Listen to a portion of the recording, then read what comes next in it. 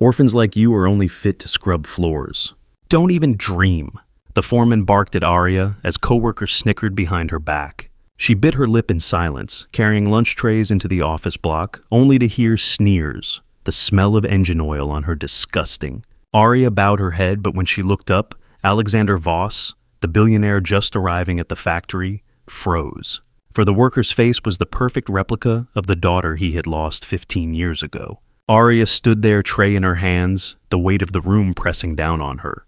Her hair was pulled back in a plain ponytail, no makeup, no jewelry, just a faded blue work shirt and jeans that had seen better days. She didn't look like she belonged in the sleek office block with its glass walls and polished floors. The white-collar staff in their pressed suits and clicking heels barely glanced her way, except to toss out a jab. One woman, her lips glossy and her blouse crisp, leaned toward a colleague and muttered, "Who let the help in here?" Arya's fingers tightened on the tray, but she kept moving, setting it down on the conference table with a soft clink.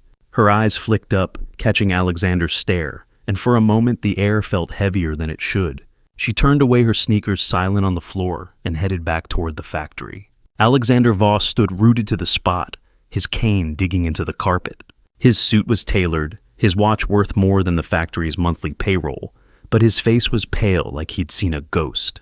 His daughter Lily had been 6 when she was taken snatched from a park during a moment he'd turned away. 15 years had passed, but he had never stopped looking. Every year, he'd visit this factory, one of dozens he owned, hoping for a clue, a whisper, anything. And now, here was this girl, Arya, with Lily's eyes, Lily's cheekbones, Lily's way of tilting her head just so. His throat tightened and he gripped his cane harder, the wood creaking under his hand. The foreman, a barrel-chested man with a permanent scowl, noticed Alexander's stare and laughed loud and rough. "Don't mind her, Mr. Voss. Just some orphan girl, probably daydreaming about a better life." He wiped his hands on his coveralls, smirking. "Girls like her, they're good for cleaning up, not much else." Arya was halfway to the door, but she paused, her shoulders stiffening. She didn't turn around, didn't snap back, but her hand lingered on the doorframe, her knuckles pale. Then she pushed through the door, swinging shut behind her. "Hey, if this story's hitting, you do me a favor. Grab your phone, hit that like button, drop a comment below, and subscribe to the channel. It means a lot to keep sharing stories like this, stories that matter, stories that remind us we're not alone. All right, let's keep going." Back in the office block, the air turned sharp like a blade waiting to cut. The staff, sensing a chance to show off for the boss, started in on Arya the moment she returned with another tray. A man in a pinstripe suit, his hair slicked back and his smile too wide, leaned back in his chair. "What's with the thrift store look, sweetheart? You know, this isn't a soup kitchen, right?" Laughter rippled through the room. A woman with a designer handbag and a fake laugh chimed in. "Seriously, does she even own a mirror? That shirt's older than my car." Arya set the tray down, her movement steady, but her jaw clenched just for a second. She straightened up her eyes, sweeping the room, and said, "I'm here to work, not to impress you." Her voice was quiet, but it cut through the noise like a knife. The laughter stopped, and the woman with the handbag looked away, fussing with her phone. In the break room later, Arya stood by the vending machine, fishing coins from her pocket. A group of office assistants, their badges gleaming, crowded around a table nearby. One of them, a guy with gelled hair and a voice too loud for the small space, pointed at her. "Look at her scraping for change like some street kid. Bet she's never even seen a real paycheck." The others laughed, their voices echoing off the walls. Arya's fingers paused on the coins, her face still, but she didn't turn. She slid the coins into the machine, the clink loud in the sudden quiet. Then she looked over her eyes, locking onto the guy's. "At least I earned mine," she said, her voice low and steady. The guy's laugh died in his throat, and he turned back to his table, his face red. Arya grabbed her water and left the door clicking shut behind her. Another guy, younger with a tie loosened, like he thought it made him cool, wasn't done. He leaned forward, his voice dripping with sarcasm. "Work. Honey, you're barely qualified to carry that tray. Why don't you stick to the factory floor where you belong?" The room went colder, the air thick with anticipation. Arya didn't flinch. She looked at him, her gaze steady, and asked, "And where do you belong?" It wasn't loud, wasn't angry, but it landed like a slap. The guy's smirk faltered, and he sank back in his chair, muttering something nobody caught. Arya picked up the empty tray and walked out her steps, even her head high. Alexander watched it all, his heart pounding. He'd seen that strength before in his wife, in his daughter, even at 6 years old. He turned to the foreman, his voice low, almost a growl. "What's her name?" The foreman shrugged, wiping sweat from his brow. "Aria, something. Lane, I think. Just a worker, Mr. Voss, nothing special." Alexander's eyes narrowed, but he didn't push. He stepped closer to the conference table, where Aria had left the trays, and noticed a small notepad she'd dropped. It was worn, the edges frayed, with her name scrawled on the cover, Aria Lane. He picked it up, his fingers trembling, and slipped it into his pocket. Aria made it back to the factory floor, the hum of machines drowning out the whispers that followed her. She leaned against a metal railing, her hands shaking just a little. She didn't care about the suits or their words. Not really, but the weight of their judgment stuck to her like grease she couldn't scrub off. She glanced at the clock, 2 more hours until her shift ended. She'd go home to Elena, her adoptive mom, who'd be waiting with a cup of tea and a tired smile. Elena never judged her, never made her feel small, but lately Aria had caught her looking worried, her hands twisting in her lap when she thought Aria wasn't watching. On her way out that evening, Aria passed the factory's bulletin board, where a faded photo of the annual company picnic was pinned. She stopped, her breath catching. In the corner of the photo, a little girl with her hair in braids stood holding a balloon, her smile wide and bright. Aria's hand reached out, brushing the edge of the photo. It wasn't her, she knew that, but the girl's face felt familiar, like a song she'd forgotten the words to. A coworker bumped past her, muttering, "Move it, dreamer." Aria stepped back, her fingers lingering on her bag, and headed into the cold evening air. Back when Aria was a kid, Elena used to tell her stories about a little girl found near a hospital wrapped in a blanket. No name, no family. Elena had been a nurse then, working the night shift, and she had taken the baby in, raised her like her own. Aria loved those stories, but they always ended the same way. Elena hugging her tight, saying, "You're mine always." Now, at 21, Aria wondered about the gaps in those stories. The hospital bracelet in her keepsake box, the one with just a V on it, sat heavy in her mind. She shook her head, pushing the thought away, and got back to work, her hands moving over the machine parts with practiced ease. Alexander didn't leave the factory that day. He stood by the window overlooking the floor, watching Aria as she worked. Her movements were quick, precise, nothing wasted. She didn't chatter like the others, didn't pause to laugh or complain. She just kept going, her face calm, but her eyes sharp like she was holding something back. Alexander's chest ached. He remembered Lily's laugh, the way she had tugged at his sleeve, begging for one more story. He saw that same quiet strength in Aria, and it was tearing him apart. He pulled out his phone and called Richard Hale, his lawyer and oldest friend. "I need you to look into someone," he said, his voice rough. "A girl named Aria Lane. Start now." The next day, the factory was buzzing, but not with the usual hum of machines. Word had spread that Alexander Voss was back, lingering longer than he ever had. The foreman, red-faced and sweating, barked at Aria to stay out of sight. "Don't go embarrassing us in front of the boss," he snapped, pointing her toward a corner of the factory where the machines were loudest. Aria nodded, her lips pressed tight, and moved to her station. But the whispers followed her. A coworker, a wiry guy with a chipped tooth and a mean streak, leaned close. "Heard you're trying to cozy up to Voss.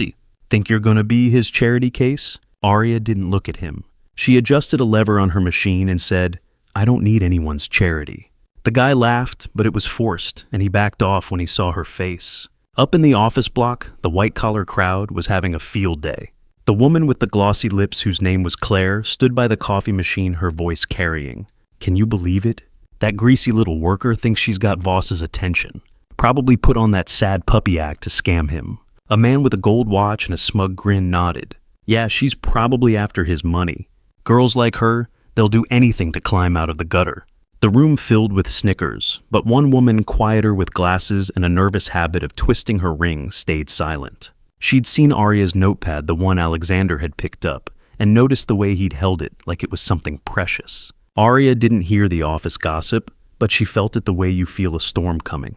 She kept her head down, her hands busy, but her heart was racing. Why had Voss looked at her like that? Why had he asked her name? She didn't want his attention, didn't want the whispers that came with it. She just wanted to do her job, go home, and sit with Elena, who was getting frailer every day. But when she stepped into the break room to grab her water bottle, the foreman was waiting. "You're causing trouble," he said, his voice low and mean.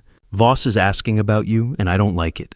Keep your head down or you're out. Arya looked at him, her eyes steady. I didn't ask for this, she said, and walked past him, her bottle in hand. That evening as Arya walked home through the housing block, a neighbor leaned out her window, her voice sharp. Saw you on the news, Arya? Think you're some kind of princess now? The woman's laugh was brittle, her eyes narrow. Arya kept walking, her bag slung over her shoulder, but she stopped when she saw a group of kids playing in the courtyard. One of them, a girl with pigtails, ran up and handed her a crumpled daisy. For you, the girl said, then darted off. Arya held the flower, its petals soft against her calloused fingers, and for a moment her eyes stung. She tucked the daisy into her pocket and kept going, the neighbor's laugh fading behind her. That night at home, Elena was waiting, her hands wrapped around a mug of tea that had gone cold. The apartment was small, the walls thin, the furniture worn but clean. Arya dropped her bag by the door and sank into a chair. Rough day, Elena asked, her voice soft but strained. Arya nodded, not meeting her eyes. She wanted to ask about the bracelet, about the stories, but Elena's face stopped her. There was fear, their real fear, and Arya couldn't bring herself to push. Instead, she reached for Elena's hand, squeezing it gently. I'm okay, she said, and Elena smiled, but it didn't reach her eyes. The next morning, Arya found a note slipped under the apartment door. It was typed unsigned, the words called "Stay away from Voss or you'll regret it." Arya's hands shook as she read it, but she didn't crumple it or throw it away. She folded it carefully, tucking it into her pocket next to the daisy. At the factory, she moved slower, her eyes scanning the faces around her. The foreman noticed and snapped, "What's with you today? Too busy dreaming of mansions." Arya didn't answer, just kept working, but her fingers brushed the note in her pocket and her jaw tightened. She didn't know who sent it, but she felt the threat like a weight on her chest. Alexander wasn't sleeping. He sat in his office, a sprawling room with floor-to-ceiling windows overlooking the city, the notepad on his desk. Richard had called with preliminary findings. Arya Lane found near a rural hospital 15 years ago. No records of her birth, raised by a nurse named Elena Lane. Alexander's hands shook as he opened the notepad, flipping through pages of Arya's neat handwriting, lists of machine parts, shift schedules, a grocery list with tea for mom circled. He stopped at a doodle, a small flower drawn in the margin, and his breath caught. Lily used to draw flowers just like that in every notebook, on every scrap of paper. At the factory, the tension was thicker now, the air heavy with unspoken questions. Arya was cleaning a machine when a coworker, a woman with tired eyes and a smoker's cough, leaned close. You're stirring up trouble, girl, she said, her voice low. Voss keeps coming around, and it's because of you. People are talking. Arya wiped her hands on a rag, her movement slow. Let them talk, she said, her voice steady but soft. The woman blinked, surprised, then nodded and walked away. Arya turned back to the machine, but her hands paused, and for a moment she stared at the floor, her breath uneven. Alexander was back at the factory, this time with Richard in tow. The foreman, sensing trouble, kept Arya busy in the back, but Alexander wasn't having it. He strode onto the factory floor, his cane tapping sharply, and called out, Arya Lane.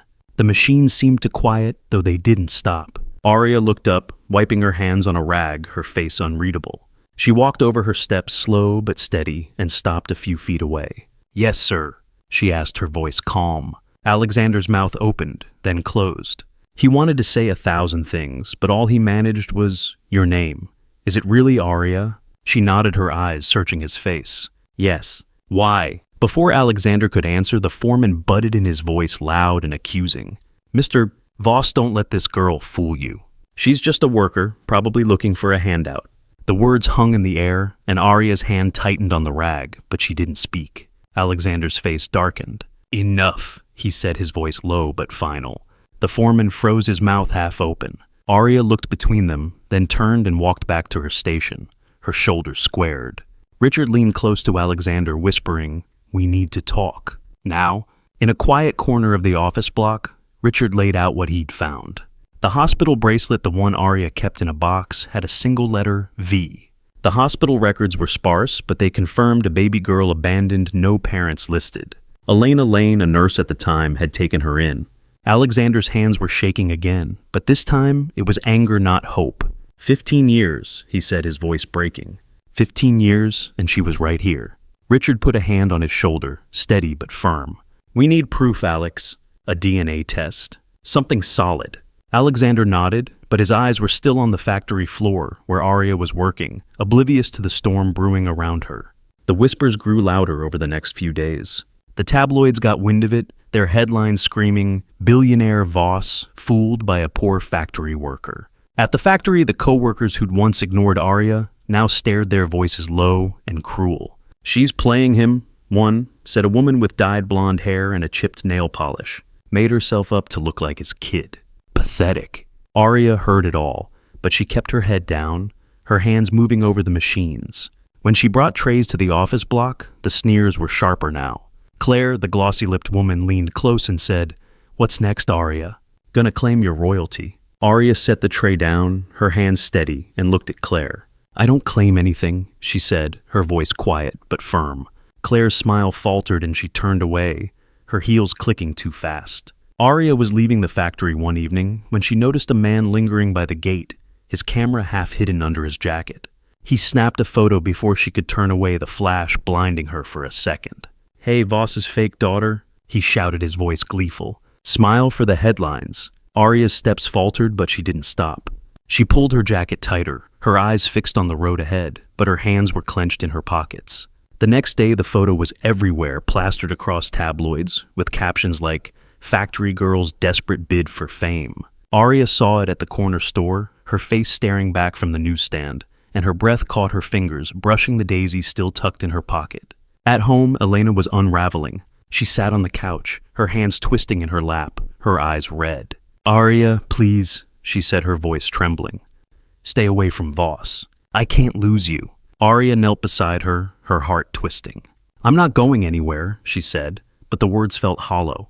She couldn't shake the way Voss had looked at her, the way his voice had cracked when he said her name. She went to her room, pulled out her keepsake box, and stared at the hospital bracelet. The V was faded but clear, and for the first time, she wondered if it meant something more.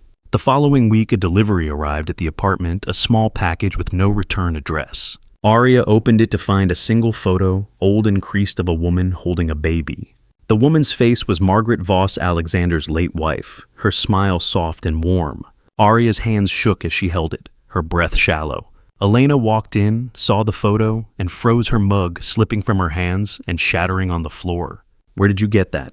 she whispered, her voice barely audible. Arya didn't answer, just handed her the photo, her eyes searching Elena's face. Elena sank onto the couch, her hands trembling, and said, "I never wanted you to know like this." Alexander wasn't giving up. He hired Victor, a private investigator with a reputation for finding what others couldn't. Victor was fast, too fast, and within days he had more. The hospital records were incomplete, but there was a photo tucked away in Elena's old apartment of a little girl in a lace dress held by a woman who looked exactly like Alexander's late wife, Margaret. Alexander stared at the photo, his hands shaking so badly he dropped it. "It's her," he whispered. "It's Lily." Victor didn't argue, just handed him the preliminary DNA test results, a 98% match. Alexander sank into a chair, his face in his hands, tears slipping through his fingers. The Voss Industries board wasn't having it.